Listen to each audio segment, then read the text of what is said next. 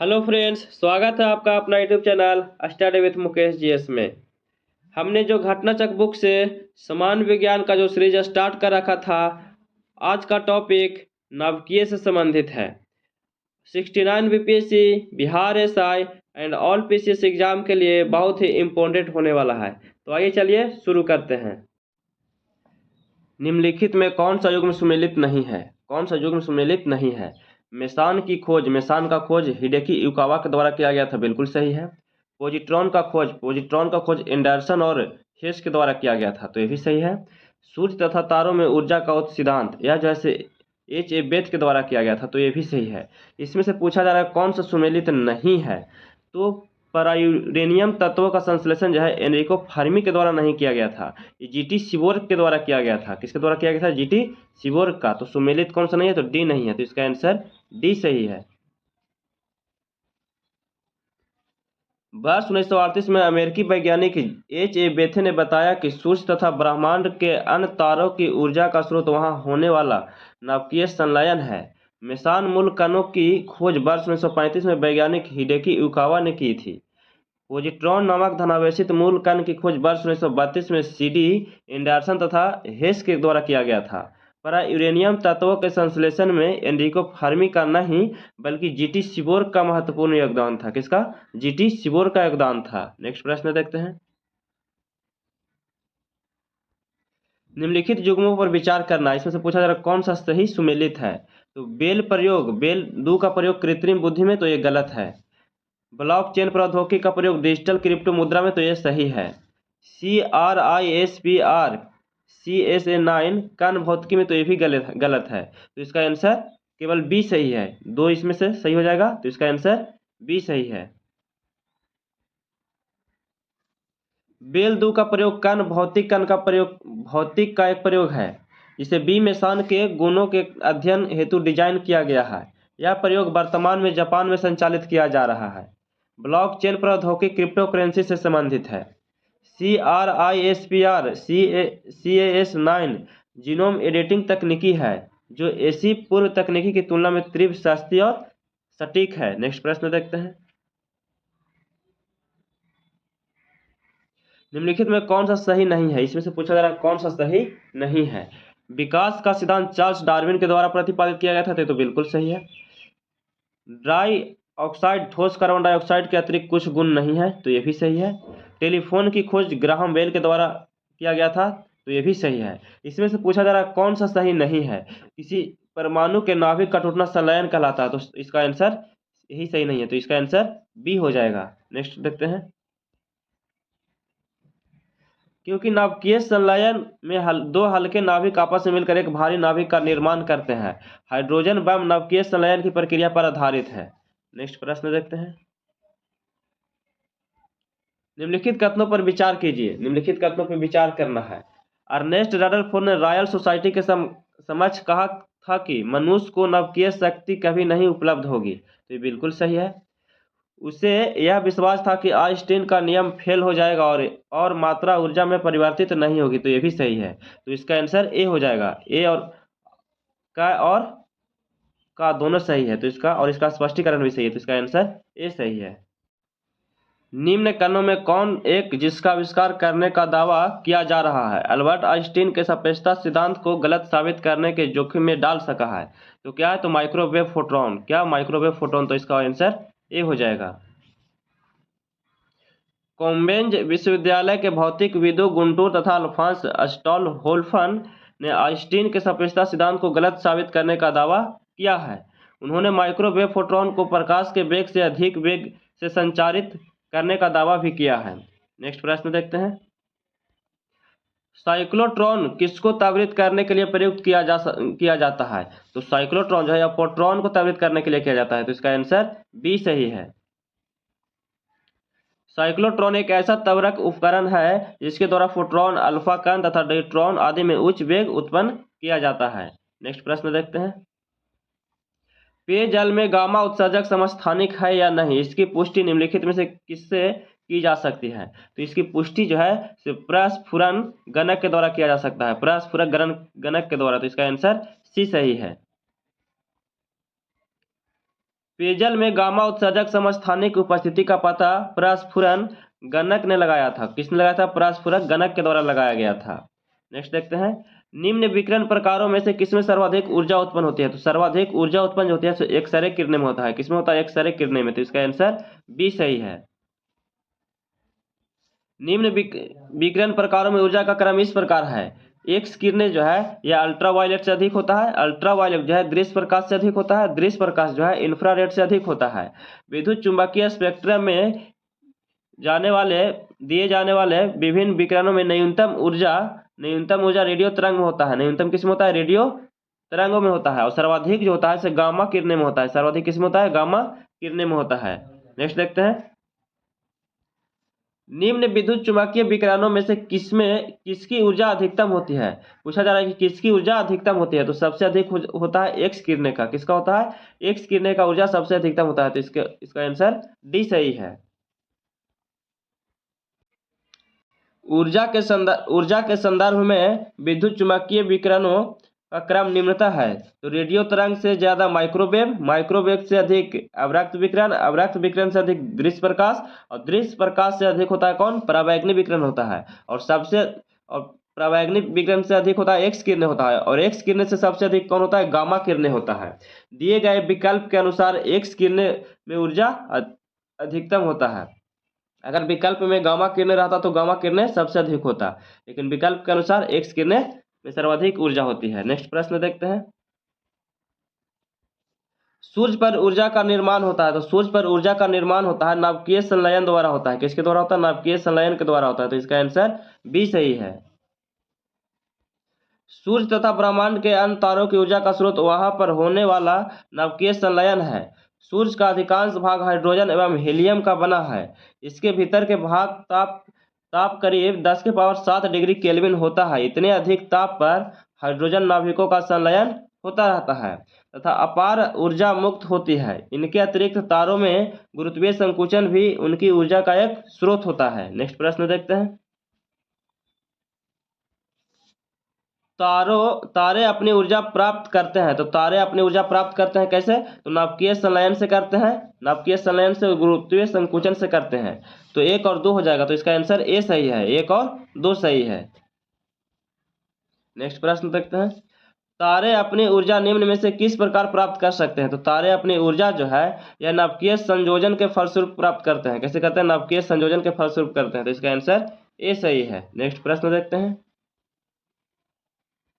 सितारों में अक्षय ऊर्जा के स्रोत का कारण क्या है? सितारों में अक्षय ऊर्जा के स्रोत का कारण क्या है? तो हाइड्रोजन का हीलियम में परिवर्तन। क्या है? हाइड्रोजन का हीलियम में परिवर्तन है। तो इसका आंसर ए सही है। नाभिकीय संलयन प्रक्रिया में परमाणु के नाभिक आपस में संलयित होते हैं। यह अत्यधिक गर्म परिस्थितियों में ही होता है। अन्य तारों की तरह सूर्य भी नाभिकीय संलयन प्रक्रिया द्वारा ऊष्मा एवं प्रकाश उत्पन्न करता है। इस प्रक्रिया में हाइड्रोजन का नाभिकीय संलयन होकर हीलियम का निर्माण करता है। नेक्स्ट प्रश्न देखते हैं, सूर्य से उत्पन्न ऊर्जा का स्रोत है। तो सूर्य से उत्पन्न ऊर्जा का स्रोत जो है यह नाभिकीय संलयन है। क्या है? नाभिकीय संलयन। तो इसका आंसर बी सही है। नेक्स्ट देखते हैं, कौन सा कथन नाभिकीय विखंडन से संबंधित नहीं है? कौन सा कथन जो है नाभिकीय विखंडन से संबंधित नहीं है? इसमें से पूछा जा रहा है कि नहीं है। तो जो नहीं है, तो तारों में ऊर्जा का उत्पन्न करना नहीं है। तो इसका आंसर बी हो जाएगा। न्यूट्रॉन प्रेरित नाभिकीय अभिक्रिया ये बिल्कुल सही है। नाभिकीय रिएक्टर में ऊर्जा का स्रोत जो बिजली उत्पन्न करता है ये भी सही है। एक परमाणु बम में बहुत अधिक ऊर्जा उत्पन्न होना, तो ये भी सही है। इसमें से पूछा जा रहा है कौन सा सही नहीं है? तो तारों में ऊर्जा का उत्पन्न, तो ऑप्शन बी हो जाएगा। एक कृत्रिम उपग्रह में विद्युत ऊर्जा का स्रोत होता है। तो एक कृत्रिम उपग्रह में विद्युत ऊर्जा का स्रोत क्या होता है? सौर सेल होता है। क्या होता है? सौर सेल होता है। तो इसका आंसर ए सही है। नेक्स्ट देखते हैं, कृत्रिम उपग्रह मानव द्वारा निर्मित ऐसे आकाशीय पिंड होते हैं जो बहुउद्देश्यों के लिए पृथ्वी की सतह से ऊपर विभिन्न ऊंचाइयों पर स्थापित किए जाते हैं। इन उपग्रहों में विभिन्न इलेक्ट्रॉनिक उपकरण लगाए जाते हैं जिनके संचालन के लिए सौर सेलों का प्रयोग किया जाता है। ये सौर सेलें सिलिकॉन की बनी होती है जो सौर ऊर्जा को विद्युत ऊर्जा में परिवर्तित करती है। नेक्स्ट प्रश्न देखते हैं, सौर शक्ति उत्पादन के लिए प्रौद्योगिकी के संदर्भ में निम्नलिखित कथनों पर विचार करना है। तो प्रकाश वोल्टीय प्रक्रिया एक प्रौद्योगिकी है जो कि प्रकाश के विद्युत में प्रत्यक्ष रूपांतरण ऊर्जा द्वारा विद्युत जनन करती है, जबकि सौर तापीय प्रक्रिया एक प्रौद्योगिकी है जो सूर्य की किरणों का उपयोग ताप जनित करने के लिए करती है, जिसका आगे विद्युत जनन प्रक्रिया में उपयोग किया जाता है। तो इसका आंसर ए सही है। इसका आंसर क्या हो जाएगा? केवल एक सही है। नेक्स्ट देखते हैं। फोटोवोल्टिक प्रौद्योगिकी में प्रकाश वोल्टीय प्रभाव का प्रदर्शन करने वाले अर्धचालकों द्वारा सौर विकिरण को विद्युत ऊर्जा में परिवर्तित किया जाता है। हालांकि प्रकाश वोल्टीय प्रक्रिया दृश्य धारा विद्युत का जनन करती है। सौर तापीय प्रणाली प्रकाश वोल्टीय प्रणाली से भिन्न है, क्योंकि ये सौर ऊर्जा के द्वारा तापीय ऊर्जा का जनन करते हैं, जिसका आगे विद्युत जनन प्रक्रिया में प्रयोग किया जाता है। नेक्स्ट देखते हैं। सौर जल पंपों के संदर्भ में निम्नलिखित कथनों पर विचार करना है। इस पर क्या करना है? विचार करना है। सौर ऊर्जा का प्रयोग पृष्ठीय पंपों को चलाने के लिए हो सकता है और निम्नजननी पंपों के लिए नहीं किया जा सकता है, तो ये गलत है। सौर ऊर्जा का प्रयोग अपकेंद्रीय पंपों को चलाने के लिए हो सकता है और पिस्टन बालों के लिए नहीं। उपयोग में से कौन सा कथन सही है? तो इसमें से एक और दो, ना तो एक सही है ना तो दो सही है, तो इसका आंसर डी सही है। तो ना तो एक सही है ना तो दो सही है। सौर जल पंप एक ऐसा विद्युत पंप है जिनमें विद्युत एक या एकाधिक फोटोवोल्टेइक पैनल द्वारा की जाती है। सौर जल पंप सौर ऊर्जा का प्रयोग पृष्ठीय पंप तथा निम्नजनी पंप दोनों के लिए होता है। यह पंप सौर ऊर्जा का प्रयोग अपकेंद्रीय तथा पिस्टन वाले पंप के लिए भी किया जाता है। नेक्स्ट प्रश्न देखते हैं। भारत में सौर ऊर्जा उत्पादन के संदर्भ में नीचे दिए गए कथनों पर विचार करना है। इसमें क्या करना? विचार करना है। भारत प्रकाश वोल्टीय इकाई में प्रयोग आने वाले सिलिकॉन वेफर्स का दुनिया में तीसरा सबसे बड़ा उत्पादक देश है। ये बिल्कुल गलत है। सौर ऊर्जा शुल्क का निर्धारण भारतीय सौर ऊर्जा के निगम के द्वारा किया जाता है, तो नहीं, ये भी गलत है। तो इसका आंसर डी हो जाएगा। क्या हो जाएगा? डी हो जाएगा। एक ना तो एक सही है ना तो दो सही, तो इसका आंसर डी हो जाएगा। 2016 में ITA सेमीकंडक्टर और semiconductors manufacturing equipment top market report के अनुसार भारत सिलिकॉन वेफर्स के उत्पादन रैंकिंग में 11वें स्थान पर है। कौन सा स्थान पर? 11वें स्थान पर है। प्रथम 3 स्थानों पर चीन, जापान और दक्षिण कोरिया है। भारतीय सौर ऊर्जा निगम सेबी नवीन और नवीकरणीय ऊर्जा मंत्रालय के अधीन सार्वजनिक क्षेत्र का एक निगम है। इसका उद्देश्य भारत और विदेश में किया जा रहा है। नेक्स्ट देखते हैं। निम्नलिखित में कौन सा तत्व सोलर सेल में उपयोग किया जाता है? तो सोलर सेल में किसका उपयोग किया जाता है? तो सिलिकॉन का किया जाता है। किसका? सिलिकॉन का। तो इसका आंसर ए सही है। सौर सेल द्वारा प्रकाश ऊर्जा को सीधे विद्युत ऊर्जा में रूपांतरित किया जाता है। सिलिकॉन का उपयोग सौर सेल में किया जाता है। नेक्स्ट प्रश्न देखते हैं। प्रकाश वोल्टीय सेल होते हैं, तो प्रकाश वोल्टीय सेल कैसा होता है? तो सौर सेल होता है। कैसा? सौर सेल होता है। तो इसका आंसर ए सही है। सौर सेल या प्रकाश वोल्टीय सेल एक विद्युत उपकरण है जो प्रकाश वोल्टीय प्रभाव द्वारा प्रकाश ऊर्जा को विद्युत ऊर्जा में बदल देता है। नेक्स्ट प्रश्न देखते हैं। फोटोवोल्टीय सेल संबंधित है, तो फोटोवोल्टीय सेल संबंधित है सौर ऊर्जा से। किससे? सौर ऊर्जा से संबंधित है। तो इसका आंसर सी सही है। नेक्स्ट देखते हैं। निम्नलिखित कथनों पर विचार करना है। नाभिकीय रिएक्टर में स्वपोषित श्रृंखला अभिक्रिया संभव है, क्योंकि प्रत्येक विखंडन अभिक्रिया में अपेक्षाकृत न्यूट्रॉन निर्मुक्त होते हैं। तो हाँ, ये बिल्कुल सही है।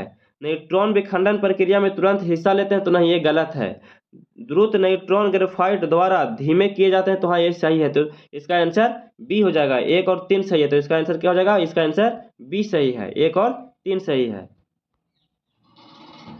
नाभिकीय रिएक्टर एक विशेष प्रकार की आणविक भट्ठी है जिसमें ईंधन के रूप में प्रयोग किया जाता है। यूरेनियम 235 और प्लूटोनियम 239 का प्रयोग मिलाया जाता है। इसमें श्रृंखला अभिक्रिया नियंत्रित होती है। जब इन विस्फोट पदार्थ पर न्यूट्रॉन की बमबारी की जाती है तो नए न्यूट्रॉन उत्पन्न होते हैं। न्यूट्रॉन की गति धीमी करने के लिए H2O, हल्का जल, भारी जल, ग्रेफाइट या बेरिलियम ऑक्साइड को मंदक के रूप में प्रयोग करते हैं। इस प्रकार नाभिकीय रिएक्टर में स्वपोषित श्रृंखला अभिक्रिया संभव होती है। नेक्स्ट देखते हैं। परमाणु रिएक्टर क्या है? तो परमाणु रिएक्टर जो है आणविक भट्ठी है। क्या है? आणविक भट्ठी है। तो इसका आंसर डी सही है। नेक्स्ट देखते हैं। नाभिकीय संलयन रिएक्टरों के विषय में निम्नलिखित कथनों पर विचार करना है। नाभिकीय संलयन रिएक्टर के बारे में विचार करना है। वे भारी नाभिक के विखंडन के सिद्धांत पर कार्य करता है, तो नहीं, ये गलत है। साधारणतः उनकी टोकमॉक डिजाइन होती है, तो हाँ, ये सही है। वे बहुत अधिक तापक्रम पर कार्य करता है, तो ये भी सही है। तो इसका आंसर सी हो जाएगा। 2 और 3 सही है। क्या है? 2 और 3 से, तो इसका आंसर सी हो जाएगा। नेक्स्ट देखते हैं। नाभिकीय संलयन में 2 हल्के नाभिक आपस में मिलकर भारी नाभिक का निर्माण करते हैं, अतः कथन एक सही नहीं है। नाभिक संलयन अभिक्रिया को ताप अभिक्रिया कहते हैं क्योंकि अभिक्रियाएं बहुत ऊंचे ताप पर होती है। साधारणतः नाभिकीय संलयन रिएक्टरों की टोकमोक डिजाइन भी होती है। नेक्स्ट प्रश्न देखते हैं। नाभिकीय रिएक्टर और परमाणु बम में यह अंतर है कि, क्या अंतर है? नाभिकीय रिएक्टर में श्रृंखला अभिक्रिया नियंत्रित होती है। क्या होता है? नाभिकीय रिएक्टर में श्रृंखला अभिक्रिया नियंत्रित होता है, तो इसका आंसर बी हो जाएगा। नाभिकीय रिएक्टर और नाभिकीय बम समान सिद्धांत पर कार्य करते हैं, लेकिन नाभिकीय रिएक्टर में होने वाला नाभिकीय विखंडन मंदक द्वारा नियंत्रित होता है, जबकि नाभिकीय बम में यह अभिक्रिया अनियंत्रित होती है। ज्ञातव्य है कि नाभिकीय विखंडन श्रृंखला अभिक्रिया है। नेक्स्ट प्रश्न देखते हैं। आधुनिक आयुर्वैज्ञानिक विज्ञान में नाभिकीय औषधियां नैदानिक और उपचार के प्रभावी उपकरणों के रूप में उभर रही है। तो ये वास्तव में जो होता है रेडियो आइसोटोप्स होता है। क्या होता है? रेडियो आइसोटोप्स होता है, तो इसका आंसर सी सही है।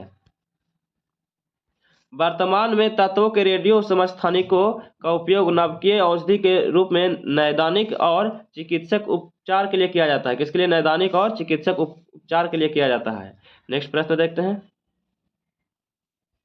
भारत में प्रचुर मात्रा में उपलब्ध महत्वपूर्ण नाभिकीय ईंधन है। तो भारत में प्रचुर मात्रा में जो उपलब्ध है वह थोरियम है। क्या है? थोरियम है, तो इसका आंसर बी सही है।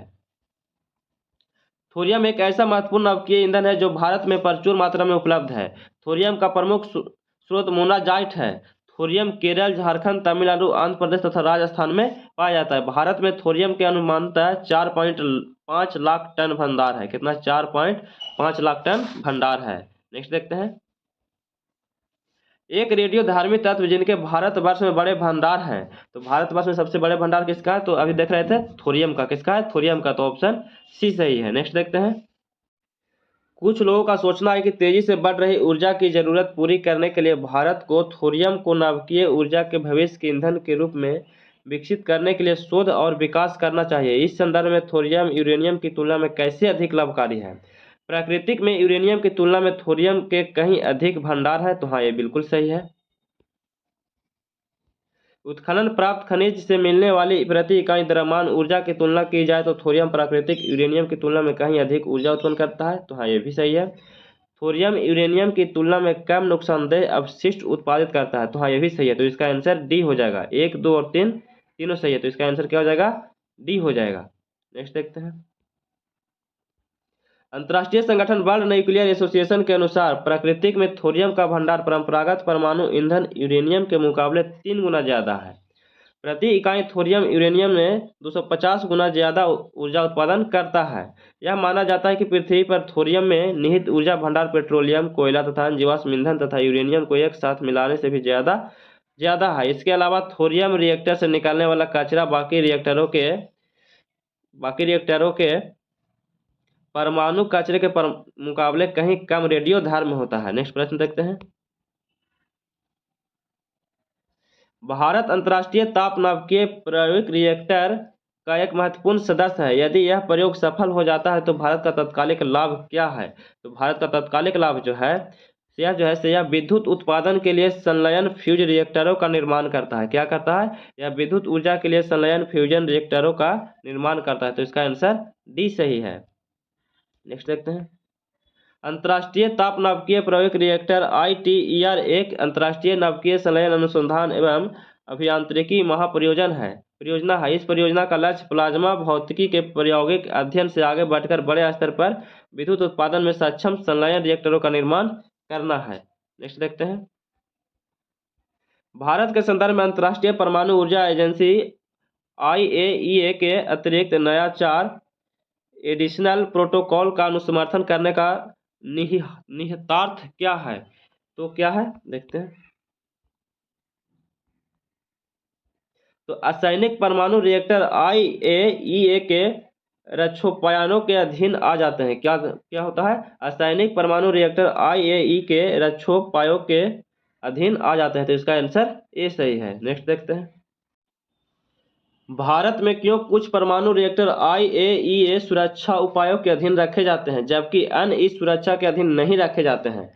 तो कुछ आयातित यूरेनियम का प्रयोग करते हैं और अन्य घरेलू आपूर्ति का करते हैं। तो इसका आंसर बी सही है।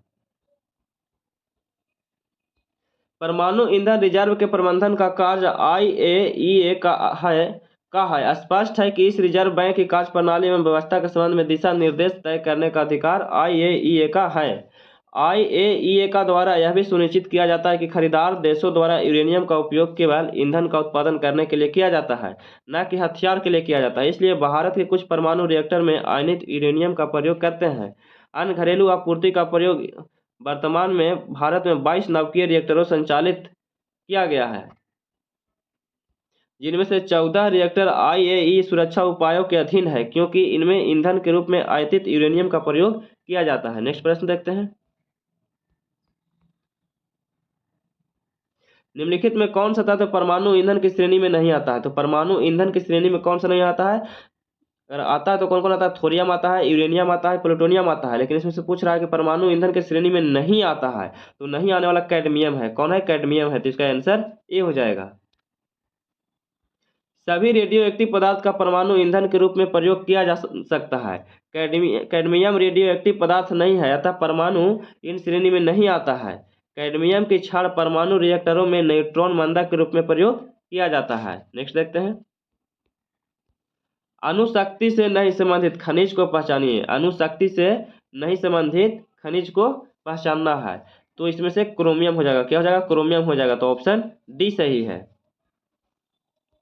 सभी रेडियो एक्टिव पदार्थों का परमाणु ईंधन के रूप में प्रयोग किया जा सकता है। दिए गए विकल्पों के अनुसार क्रोमियम अणुशक्ति से संबंधित खनिज नहीं है। नेक्स्ट, निम्नलिखित में कौन सा ईंधन नहीं है? इसमें से पूछा जा रहा है कौन सा ईंधन नहीं है। तो यूरेनियम है, थोरियम भी है, रेडियम है, लेकिन इसमें से पूछा जा रहा है कौन सा ईंधन नहीं है। तो हीलियम जो है नहीं है। हीलियम क्या है? हीलियम एक अक्रिय गैस है, तो इसका आंसर डी हो जाएगा। सभी रेडियो एक्टिव पदार्थ को परमाणु ईंधन के रूप में प्रयोग किया जा सकता है, लेकिन हीलियम क्या है? हीलियम एक अक्रिय गैस है। नेक्स्ट देखते हैं। निम्नलिखित में से किसका नाभिकीय ईंधन के रूप में प्रयोग नहीं किया जाता है? नाभिकीय ईंधन के रूप में प्रयोग किसका नहीं किया जाता है? तो यह जैसे यूरेनियम का किया जाता है, थोरियम का भी किया जाता है, प्लूटोनियम का भी किया जाता है, कैल्शियम का नहीं किया जाता है। किसका? कैल्शियम का नहीं किया जाता है। तो इसका आंसर सी सही है। यूरेनियम, थोरियम और प्लूटोनियम रेडियो एक्टिव तत्व है जिनका नाभिकीय ऊर्जा प्राप्त करने के लिए ईंधन के रूप में प्रयोग किया जाता है। कैल्शियम हाइड्रियो अंडे के छिलके एवं शंख मोलस्क समुदाय का प्राणी का एक मुख्य अवयव है। दूध में सर्वाधिक मात्रा में पाया जाता है। इसका नाभिकीय ईंधन के रूप में प्रयोग नहीं किया जाता है। नेक्स्ट देखते हैं। किसका परमाणुीय ईंधन के रूप में प्रयोग नहीं किया जाता है? परमाणुीय जो ईंधन के रूप में प्रयोग नहीं किया जाता है, किसका नहीं किया जाता है? यूरेनियम का किया जाता है, थोरियम का किया जाता है, प्लूटोनियम का किया जाता है। इसमें से लेड का नहीं किया जाता है, सीसा का नहीं किया जाता है। तो इसका आंसर डी हो जाएगा। नाभिकीय ईंधन या परमाणु ईंधन उस सामग्री को कहते हैं जिसे विखंडन या नाभिकीय संलयन की प्रक्रिया द्वारा नाभिकीय ऊर्जा के उत्पादन हेतु प्रयोग किया जाता है। यूरेनियम 235 तथा प्लूटोनियम 239 सबसे अधिक इस्तेमाल होने वाला नाभिकीय ईंधन है। थोरियम का भी परमाणुीय ईंधन के रूप में प्रयोग किया जाता है। नेक्स्ट देखते हैं। न्यूक्लियर बम बनाने के लिए निम्न में से किसका उपयोग किया जाता है? तो न्यूक्लियर बम बनाने के लिए जो है यूरेनियम का किया जाता है। किसका किया जाता है? यूरेनियम का किया जाता है। तो इसका आंसर बी सही है। नाभिकीय या परमाणु बम नाभिकीय संलयन या नाभिकीय विखंडन इन दोनों प्रकार के नाभिकीय अभिक्रियाओं के सम्मिलित से बनाए जा सकते हैं। परमाणु बम में विस्फोटित होने वाला पदार्थ यूरेनियम या प्लूटोनियम होता है। नेक्स्ट प्रश्न देखते हैं। परमाणु बम का सिद्धांत आधारित है। तो परमाणु बम जो आधारित है यह नाभिकीय विखंडन पर है। किस पर? नाभिकीय विखंडन पर आधारित है। तो इसका आंसर बी सही है। परमाणु बम का सिद्धांत नाभिकीय विखंडन पर आधारित है, जबकि हाइड्रोजन बम का सिद्धांत नाभिकीय संलयन पर आधारित है। नेक्स्ट देखते हैं। रेडियो धर्मीयता के संदर्भ में निम्नलिखित कथनों में से कौन सा कथन सही है? इसमें से पूछा जा रहा है कि कौन सा कथन सही है। रेडियो धर्मीयता एक नाभिकीय गुण है। नाभिकीय गुण है, तो हाँ ये बिल्कुल सही है, नाभिकीय गुण है। नाभिकीय विखंडन के सिद्धांत पर हाइड्रोजन बम बनाया जाता है, तो ना ये गलत है, हाइड्रोजन बम नहीं बनाया जाता है। तो इसमें से एक सही और दो गलत है, तो इसका आंसर केवल एक हो जाएगा। तो इसका आंसर ए हो जाएगा। नेक्स्ट देखते हैं। परमाणु बम का कार्यकारी सिद्धांत यूरेनियम का नाभिकीय विखंडन और हाइड्रोजन बम का कार्यकारी सिद्धांत है। तो यह जो है ड्यूटेरियम का नाभिकीय संलयन है। क्या है? ड्यूटेरियम का नाभिकीय संलयन है। तो इसका आंसर ए सही है। हाइड्रोजन बम नाभिकीय संलयन की प्रक्रिया पर आधारित है। इसमें से ड्यूटेरियम तथा ट्राइटियम के संलयन के आधार पर ऊर्जा मुक्त होती है। यह अनियंत्रित नाभिकीय अभिक्रिया पर आधारित है। नेक्स्ट देखते हैं। हाइड्रोजन बम निम्न में से किस सिद्धांत पर आधारित है? तो हाइड्रोजन बम जो है यह अनियंत्रित संलयन अभिक्रिया पर आधारित है। किस पर? अनियंत्रित संलयन अभिक्रिया पर। तो इसका आंसर बी सही है। नेक्स्ट देखते हैं। हाइड्रोजन बम विकसित किया था। तो हाइड्रोजन बम जो है ये एडवर्ड टेलर के द्वारा किया गया था। किसके? एडवर्ड टेलर के द्वारा किया गया था। तो इसका आंसर ए सही है। वर्ष 1908 में हंगरी में जन्मे अमेरिकी वैज्ञानिक एडवर्ड टेलर को हाइड्रोजन बम के जनक यानी फादर ऑफ हाइड्रोजन बम कहा जाता है। नवंबर 1952 में संयुक्त राज्य अमेरिका द्वारा प्रथम हाइड्रोजन बम का परीक्षण प्रशांत महासागर में स्थित मार्शल द्वीप पर किया गया था। कहाँ किया गया था? मार्शल द्वीप में किया गया था। नेक्स्ट देखते हैं। समृद्ध यूरेनियम होता है। तो समृद्ध यूरेनियम जो होता है या प्राकृतिक यूरेनियम जिनमें रेडियोधर्मी U-235 आइसोटोप का घटक कृत्रिम रूप में बढ़ाया जाता है। क्या होता है? प्राकृतिक यूरेनियम जिसमें रेडियोधर्मी U-235 आइसोटोप का घटक कृत्रिम रूप में बढ़ाया जाता है। तो इसका आंसर बी सही है। समृद्ध या संवर्धित यूरेनियम का एक प्रकार यूरेनियम है जिनमें समस्थानिकों को विलग करने की प्रक्रिया के द्वारा यूरेनियम 235 का प्रतिशत संघटन कृत्रिम रूप में बढ़ाया जाता है। नेक्स्ट देखते हैं। यूरेनियम के रेडियोधर्मी विघटन का अंतिम उत्पाद है। तो अंतिम उत्पाद क्या होता है? सीसा होता है। क्या होता है? सीसा होता है। तो इसका आंसर ए सही है। यूरेनियम के रेडियोधर्मी विघटन का अंतिम उत्पाद जो है क्या होता है? सीसा होता है। अंतिम उत्पाद क्या होता है? सीसा होता है। नेक्स्ट देखते हैं। एक रेडियो एक्टिव पदार्थ की अर्ध आयु 4 महीने है। इस पदार्थ की 3/4 क्षय होने में कितना समय लगेगा? तो यह जो है इस समय लगेगा कितना? 8 महीना का समय लगेगा। कितना? 8 महीने का समय लगेगा। तो इसका आंसर सी सही है। किसी विघटनाभिक तत्व की अर्ध आयु 5 वर्ष की होती है तो 20 वर्ष बाद विघटनाभि पदार्थ का जो अंश बच जाता है वह कितना होता है? तो वह होता है 1/16 होता है। कितना होता है? 1/16 होता है। तो इसका आंसर डी हो जाएगा। एक रेडियोधर्मी पदार्थ की अर्थ आयु 10 दिन है। तो इसका अभिप्राय यह है कि पदार्थ के 3/4 भाग का विघटन 20 दिनों में हो जाएगा। क्या है? पदार्थ के 3/4 भाग का विघटन कितने दिन में हो जाएगा? 20 दिन में हो जाएगा। तो इसका आंसर सी सही है। निम्नलिखित में कौन सा एक रेडियो एक्टिव नहीं है? इसमें से पूछा जा रहा है कौन सा एक रेडियो एक्टिव नहीं है। तो अस्टेटाइटन है, फ्रेंसियम भी है, ट्रिटियम भी है। इसमें से पूछा जा रहा है रेडियो एक्टिव तत्व नहीं है तो जर्कोनियम नहीं है। कौन नहीं है? जर्कोनियम नहीं है। तो इसका आंसर डी सही है। नेक्स्ट देखते हैं।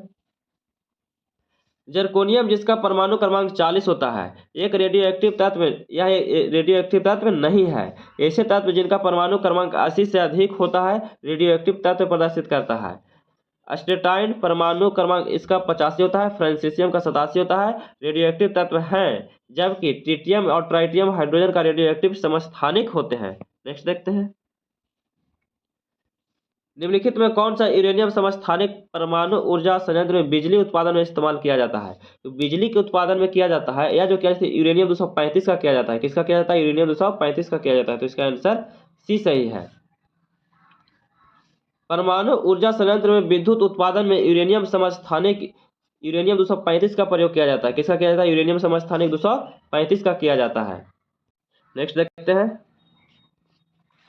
विद्युत उत्पन्न करने के लिए कौन सी धातु का उपयोग किया जाता है? तो विद्युत उत्पन्न करने के लिए जो है यह यूरेनियम का किया जाता है। किसका किया जाता है? यूरेनियम का किया जाता है। तो इसका आंसर ए सही है। परमाणु ऊर्जा में विद्युत ऊर्जा के उत्पादन के लिए रिएक्टर में यूरेनियम के आइसोटोप का उपयोग ईंधन के रूप में होता है। भारत में थोरियम के उपयोग का भी प्रयास चल रहा है। अभी यूरेनियम परिष्कृत यूरेनियम 235 और यूरेनियम 238 का उपयोग किया जाता है। नेक्स्ट देखते हैं। रेडियोधर्मी पदार्थ उत्सर्जित करता है। तो रेडियोधर्मी पदार्थ उत्सर्जित करता है यह जो है अल्फा कण, बीटा कण और गामा किरण। तो उपयुक्त में से सभी हो जाएगा। तो इसका आंसर डी सही है। ऐसे पदार्थ जो रेडियो एक्टिव किरणों का उत्सर्जन करते हैं रेडियो एक्टिव पदार्थ कहलाते हैं।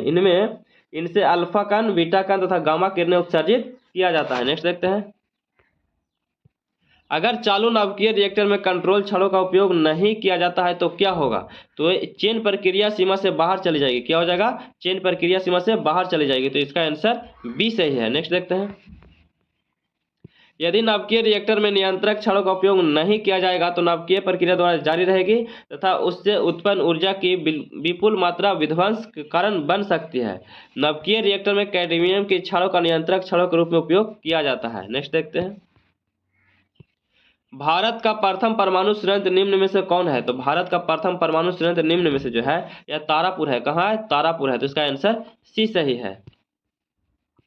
भारत का प्रथम परमाणु विद्युत संयंत्र तारापुर मुंबई में है। कहाँ है? तारापुर मुंबई में स्थापित किया गया है। 1969 में कार्य प्रारंभ किया गया था। इसकी मूल क्षमता 320 इंटू 2 गुने 160 मेगावाट थी। यह वर्ष 2005 से 6 में 540 से 540 मेगावाट की 2 और इकाइयों ने कार्य प्रारंभ किया है। नेक्स्ट देखते हैं। भारत का प्रथम परमाणु ऊर्जा केंद्र है। तो भारत का प्रथम परमाणु ऊर्जा केंद्र कहाँ है? तारापुर परमाणु ऊर्जा केंद्र है, जो कहाँ है? मुंबई में है। तो इसका आंसर बी सही है, तारापुर परमाणु ऊर्जा केंद्र।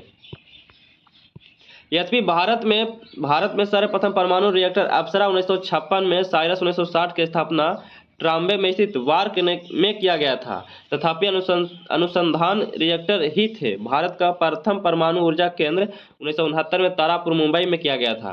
1969 में कहाँ किया गया था? तारापुर मुंबई में किया गया था। वार्क के वर्तमान निदेशक कौन है? तो वार्क के वर्तमान निदेशक जो है वो आर के सिन्हा थे। कौन? आर के सिन्हा। 2010 के अनुसार कौन थे? तो आर के सिन्हा थे। लेकिन वर्तमान में वार्क के निदेशक कौन थे? तो अजीत कुमार महंती हैं, जो 12 मार्च 2019 को बनाए गए थे। क्या? 12 मार्च 2019 को। नेक्स्ट देखते हैं। ध्रुव पूर्णिमा तथा साइरस में क्या संबंध है? तो ध्रुव पूर्णिमा और साइरस में जो संबंध है, ये भारतीय शोध रिएक्टर है। क्या है? भारतीय शोध रिएक्टर है। तो इसका आंसर ए सही है। ध्रुव रिएक्टर की डिजाइन स्वदेशी तकनीकी से तैयार की गई है। इस संयंत्र को औद्योगिक परमाणु संयंत्र भी कहा जाता है, क्योंकि इसमें कोबाल्ट 60, क्रोमियम 51, आयोडीन 131 आदि समस्थानिकों का उत्पादन किया जाता है। इस संयंत्र का प्रतिरक्षा के क्षेत्र में महत्व। साइरस नाभिकीय रिएक्टर की स्थापना कनाडा के सहयोग से वर्ष 1960 ईस्वी में किया गया था। इस रिएक्टर को 31 दिसंबर 2010 को अस्थायी रूप से बंद कर दिया गया। पूर्णिमा नाभिकीय रिएक्टर का चंद्र का अध्ययन करने वाला विश्व का प्रथम एकमात्र रिएक्टर था, जिसके 3 संस्करण पूर्णिमा 1, पूर्णिमा 2, पूर्णिमा 3 का विकास किया गया था। ये तीनों रिएक्टर क्रमशः 1973, 1986, 1991 में सेवा मुक्त कर दिए गए थे। नेक्स्ट देखते हैं। भारत के न्यूक्लियर रिएक्टर में कौन सा ईंधन प्रयुक्त होता है? तो भारत के न्यूक्लियर रिएक्टर में यूरेनियम 238 होता है। कितना? यूरेनियम 238 होता है। तो इसका आंसर डी सही है। प्राकृतिक रूप से प्राप्त यूरेनियम में यूरेनियम 235 की मात्रा केवल 0.711 होती है। शेष 99.284 यूरेनियम 238 होता है। कुछ रिएक्टरों में साधारण यूरेनियम ईंधन के रूप में प्रयोग में लाया जाता है, परंतु अनेक रिएक्टरों में समृद्ध यूरेनियम का प्रयोग किया जाता है। नेक्स्ट देखते हैं। कल्पक्कम प्रसिद्ध है। तो कल्पक्कम जो प्रसिद्ध है यह परमाणु शक्ति संयंत्र के कारण प्रसिद्ध है। किस लिए प्रसिद्ध है? परमाणु शक्ति संयंत्र के कारण प्रसिद्ध है। तो इसका आंसर ए सही है। कल्पक्कम तमिलनाडु में वर्ष 1971 में चेन्नई के निकट इंदिरा गांधी परमाणु अनुसंधान केंद्र की स्थापना की गई थी। इस केंद्र का मुख्य कार्य फास्ट ब्रीडर रिएक्टर के संबंध में अनुसंधान एवं विकास करना है। वर्तमान समय में कल्पक्कम में लगभग 5,677 करोड़ रुपया की लागत से 500 मेगावाट क्षमता वाले प्रोटोटाइप फास्ट ब्रीडर रिएक्टर का निर्माण किया जा रहा है। नेक्स्ट देखते हैं। इंदिरा गांधी आणविक अनुसंधान केंद्र स्थित है। तो इंदिरा गांधी आणविक अनुसंधान केंद्र जो है यह तमिलनाडु में है। कहाँ है? तमिलनाडु में है। तो इसका आंसर बी सही है। नेक्स्ट देखते हैं। निम्नलिखित में से कौन सा जो सम्मिलित नहीं है? इसमें से पूछा जा रहा है कौन सा सही नहीं है। तो Indira Gandhi centre for atomic research Kalpakkam में सही है। Atomic minerals directors for exploration and research तो हैदराबाद में है। तो ये भी सही है। Shah institute of nuclear physics Kolkata में है। तो ये भी सही है। इसमें से पूछा जा रहा है कौन सा सही नहीं है। तो हरिश्चंद्र रिसर्च इंस्टीट्यूट जो है यह चेन्नई में नहीं है, यह जो है उत्तर प्रदेश में है। कहाँ? उत्तर प्रदेश में है। तो इसका आंसर सी सही है। कहाँ हो जाएगा? उत्तर प्रदेश में। नेक्स्ट देखते हैं। हरिश्चंद्र रिसर्च इंस्टीट्यूट उत्तर प्रदेश के प्रयागराज तत्कालीन इलाहाबाद में स्थित है। नेक्स्ट देखते हैं। निम्नलिखित संगठनों पर विचार करिए। क्या करना है? निम्नलिखित संगठनों पर विचार करना है। परमाणु खनिज अनुसंधान एवं अन्वेषण निदेशालय, गुरुजल बोर्ड, भारतीय रेयर अर्थ लिमिटेड, भारतीय यूरेनियम कॉर्पोरेशन, ये सभी जो है ये क्या है, सभी परमाणु ऊर्जा विभाग के अंतर्गत आते हैं। वो क्या है, सभी जो है परमाणु ऊर्जा विभाग के अंतर्गत आते हैं, इसलिए ऑप्शन डी सही है। 1, 2, 3 और 4 इसमें से सभी सही है। नेक्स्ट देखते हैं, सभी संस्थागत परमाणु ऊर्जा विभाग के अंतर्गत हैं। परमाणु खनिज अनुसंधान एवं अन्वेषण निदेशालय हैदराबाद में है। गुरु जल बोर्ड मुंबई में है। गुरु जल बोर्ड कहाँ है, मुंबई में है। भारतीय रेयर अर्थ लिमिटेड मुंबई में है।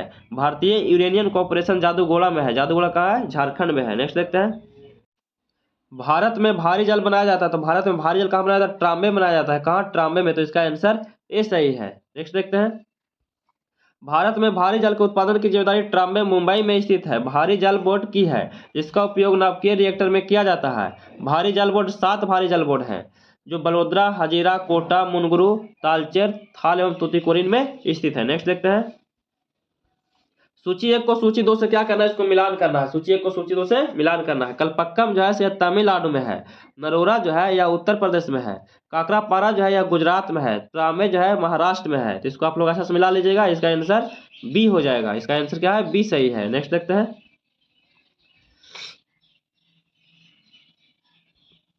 कलपक्कम भारत के तमिलनाडु राज्य में स्थित एक छोटा सा कस्बा है। कलपक्कम मुख्यतः यहाँ स्थापित नाभिकीय संयंत्रों के लिए प्रसिद्ध है। नरोरा गंगा नदी के किनारे उत्तर प्रदेश के बुलंदशहर जिले में स्थित है। यहाँ भी परमाणु विद्युत संयंत्र स्थापित है। काकरापारा परमाणु ऊर्जा संयंत्र गुजरात के सूरत शहर के निकट स्थित है। ट्राम्बे मुंबई महाराष्ट्र के पूर्वोत्तर में स्थित एक उपनगर है। यह भारत का नाभिकीय अनुसंधान केंद्र स्थित है। नेक्स्ट देखते हैं, निम्नलिखित में से कौन सा सुमेलित नहीं है, इसमें से पूछा जा रहा है कौन सा सुमेलित नहीं है।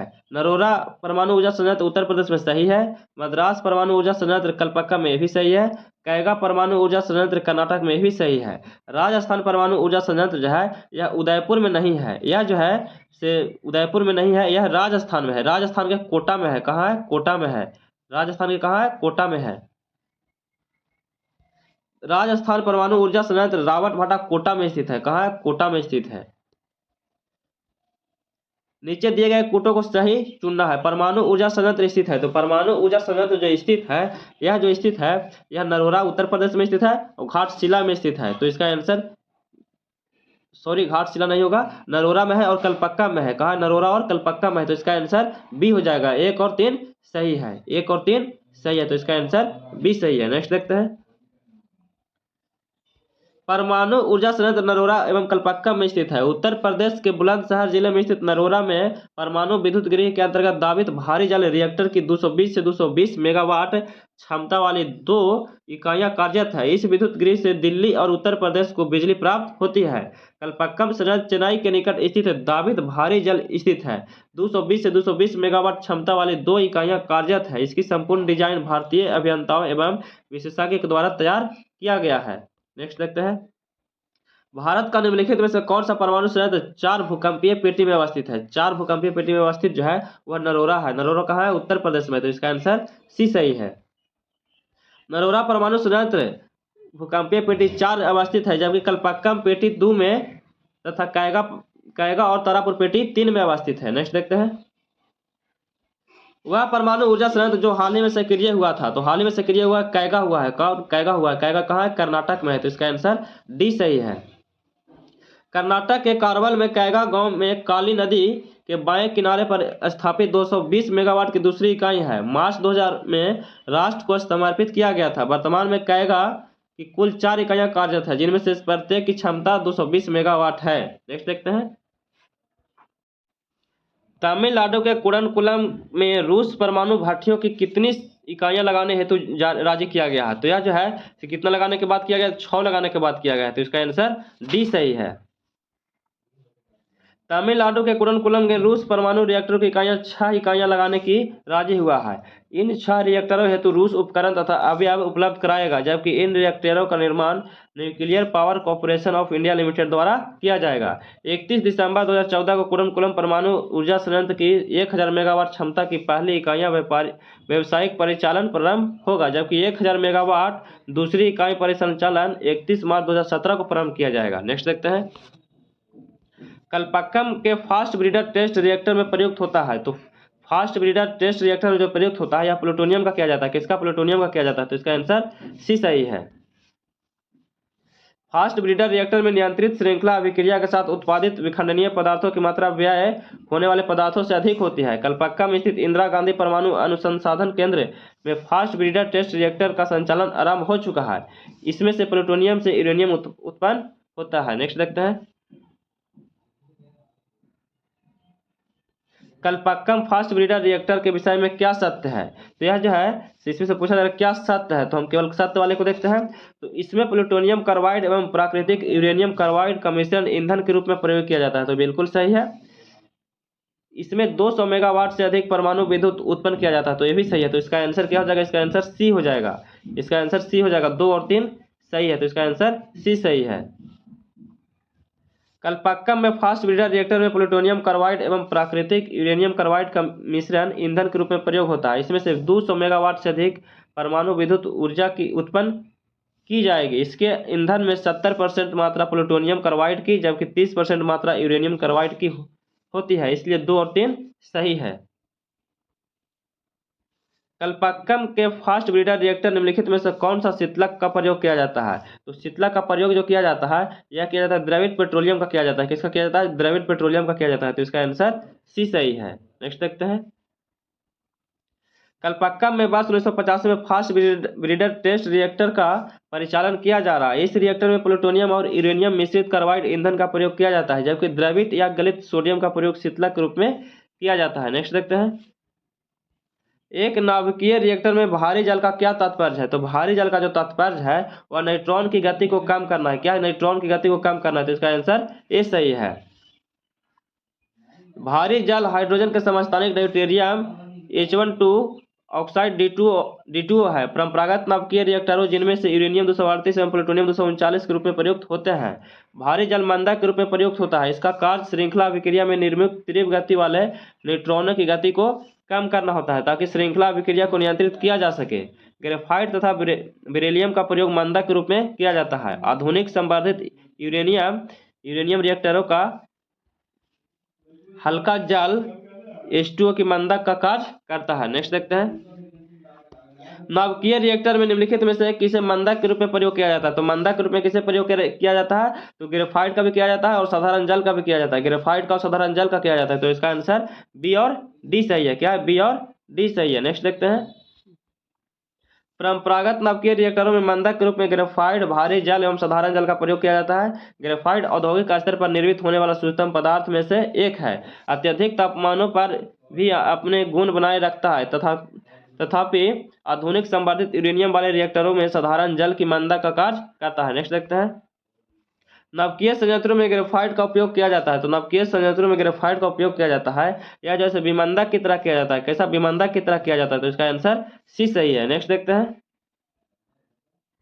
नाभिकीय रिएक्टर में निम्नलिखित में से किसे मंदक के रूप में प्रयोग किया जाता है? तो मंदक के रूप में जो प्रयोग किया जाता है या भारी जल का किया जाता है, भारी जल का और सादा पानी का किया जाता है। भारी पानी का और सादा पानी का किया जाता है। इसलिए इसका आंसर बी और डी हो जाएगा। क्या? बी और डी हो जाएगा। नेक्स्ट देखते हैं, शीघ्र उत्पादी रिएक्टर है। शीघ्र उत्पादी रिएक्टर जो है बिजली पैदा करने वाला एक नाभिकीय रिएक्टर है जो बिजली उत्पन्न करता है। तो बिजली उत्पन्न करता है कैसा? विखंडन प्रक्रिया के द्वारा करता है। कैसे? विखंडन प्रक्रिया के द्वारा करता है। तो इसका आंसर ए सही है।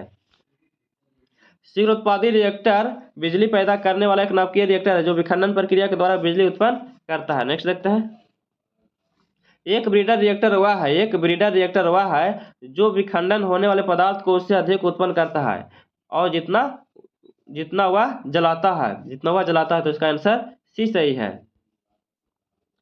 एक ब्रीडर रिएक्टर एक ऐसा नाभिकीय रिएक्टर है जो ईंधन के रूप में जितना विखंडनीय पदार्थ व्यय करता है उससे अधिक उत्पन्न करता है। नेक्स्ट देखते हैं,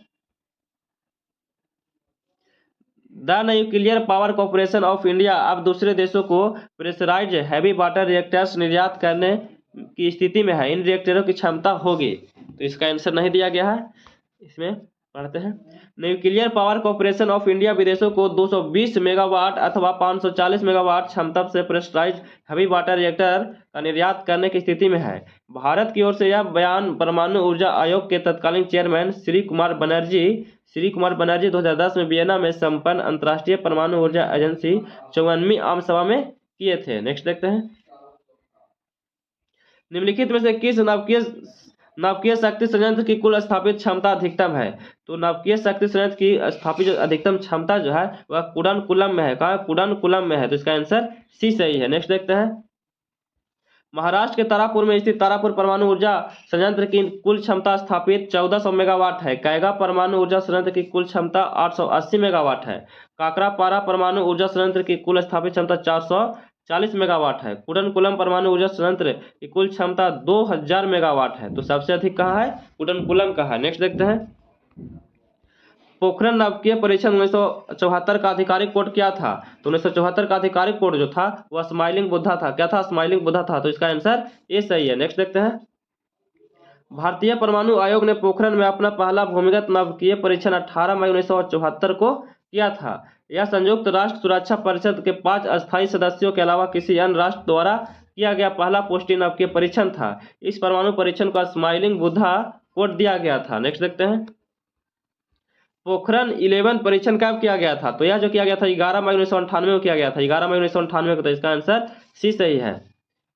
पोखरण 11 के अंतर्गत भारत ने ऑपरेशन शक्ति के तहत राजस्थान के पोखरण परीक्षण 5 परमाणु परीक्षण किए थे। प्रथम 3 परीक्षण 11 मई 1998 को किया गया था तथा अन्य 2 परीक्षण जो है 13 मई 1998 को किया गया था। नेक्स्ट देखते हैं, और आज का अंतिम प्रश्न है, मई 1998 में पोखरण में भारत ने 5 परमाणु परीक्षण किए थे। बताइए कि पोखरण किस राज्य में है? तो पोखरण जो है यह राजस्थान में है। कहाँ है? राजस्थान में। तो इसका आंसर बी सही है। भारत के परमाणु परीक्षणों का स्थल पोखरण राजस्थान के जैसलमेर में स्थित है। तो कैसा लगा वीडियो? अगर अच्छा लगा होगा तो प्लीज लाइक शेयर और सब्सक्राइब कीजिएगा, दोस्तों के पास शेयर कीजिएगा। जय हिंद।